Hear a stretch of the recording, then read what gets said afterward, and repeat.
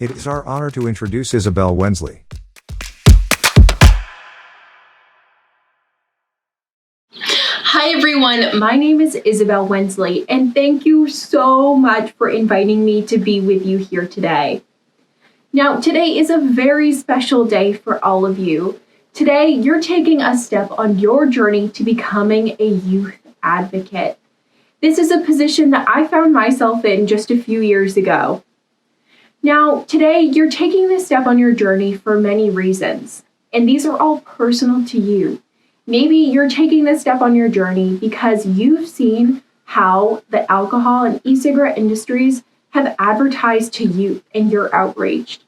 Or maybe you're taking a step because you've seen how the opioid crisis has impacted your community. Or maybe you or a loved one have struggled with addiction and seen the effects of drugs on your community. All of these are great reasons to become a youth advocate on prevention. And regardless of your reason for being here today, I'm super excited to be working with you. Before we jump into some key advocates and activists, I want to make sure that we're all on the same page when we're using these terms.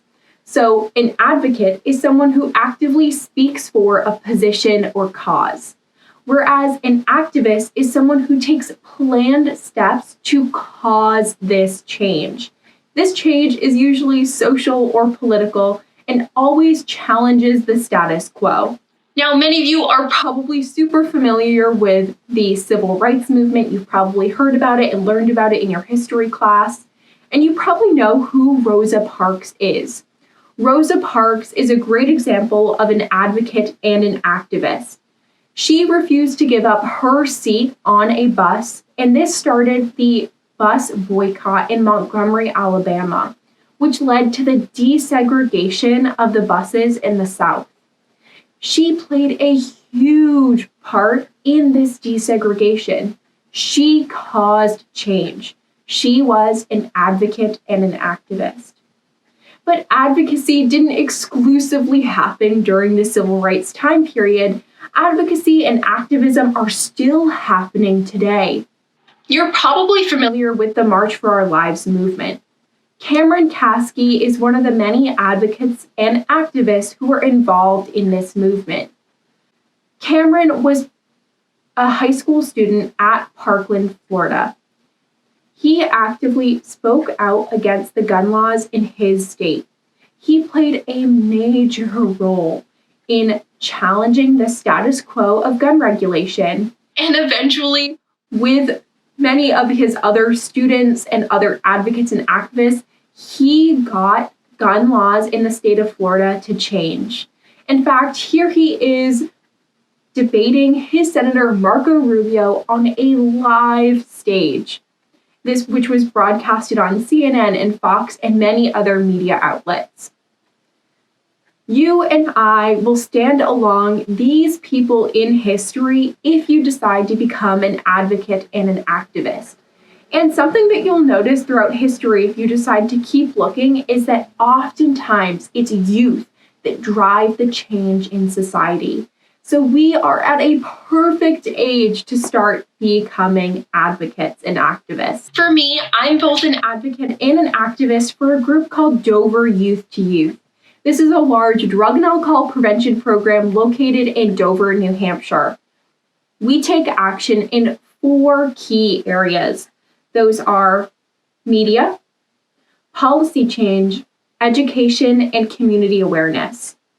As a result of joining this program, I got amazing opportunities in all 4 of these key action areas.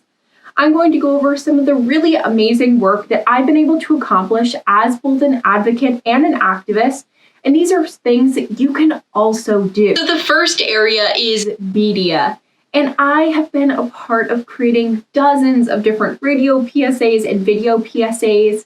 So something to keep in mind about all of these different action areas is that you can use your own personal talents within these.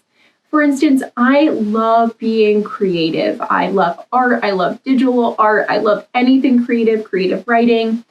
And in the media portion of where we take action, I was actually able to write and create and record my own video and radio PSAs with the group. I was able to storyboard for one of our really amazing video PSA projects. I also got to take action in policy change. I found through this group that I built so much confidence in my ability to public speak that I was actually comfortable going up in front of our state legislature and testifying against or for bills that other people have proposed. I testified for a bill that categorized e-cigarettes as a nicotine product and therefore would be regulated and held to the same standards in New Hampshire. You can see me doing that right up here. I also have actually had the opportunity to write my own legislation. I worked with our Senator David Waters, to write a bill that would make it illegal for anyone to smoke in a car where a minor was present. Unfortunately, this bill did not pass yet. We are still working on trying to get this piece of legislation through. I've had the opportunity to meet with legislators in a more casual setting, including at roundtable discussions and policy breakfasts. And the biggest area that I specifically focused on throughout my middle school and high school career as an advocate and an activist was education.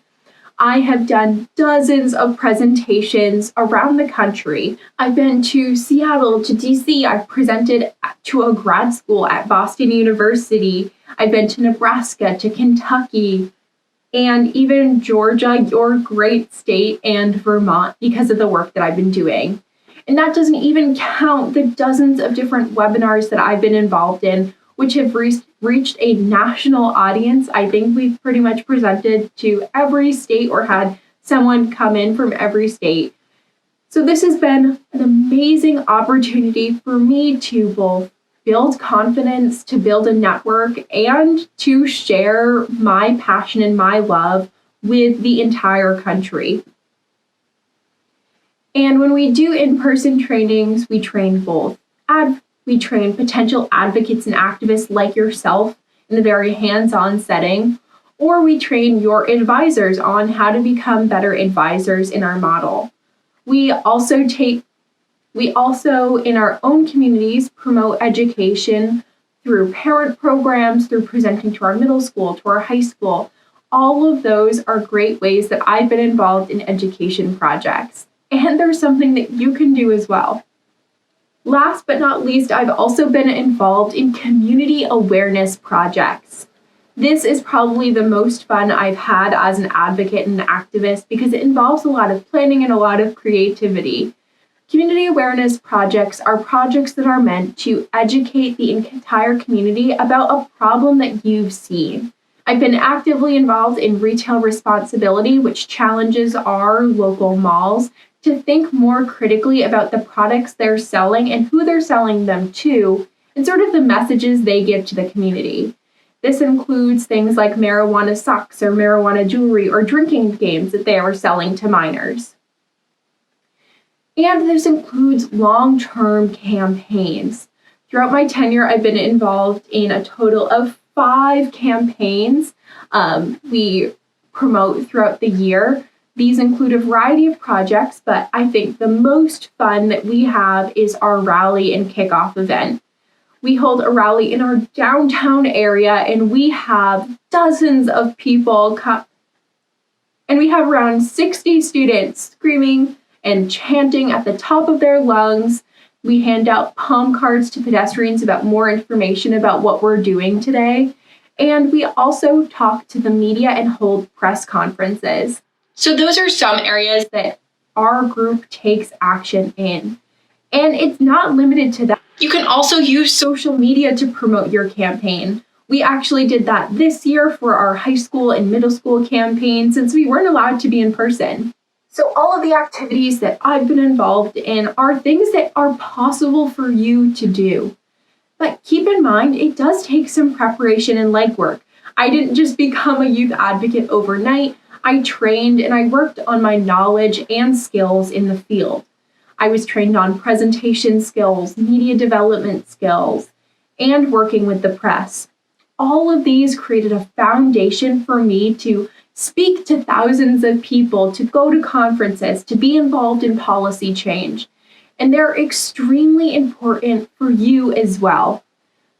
With that being said, although advocacy and activism does require some work, it is so rewarding and so fun. Thank you so much for having me today. It's been a joy sharing my story and my passion with all of you.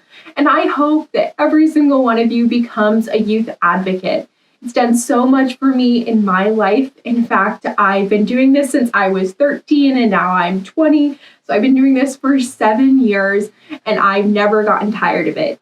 I've actually found my potential career here. I'm studying public health at Johnson & Wales, and I've fallen in love with every single aspect of it. And I can't wait to continue to share my story and my work and to potentially work with all of you later this year. Today, here is my contact information and my email, my cell phone number if any of you want to text me or give me a call or email me if you have any questions sort of about my story.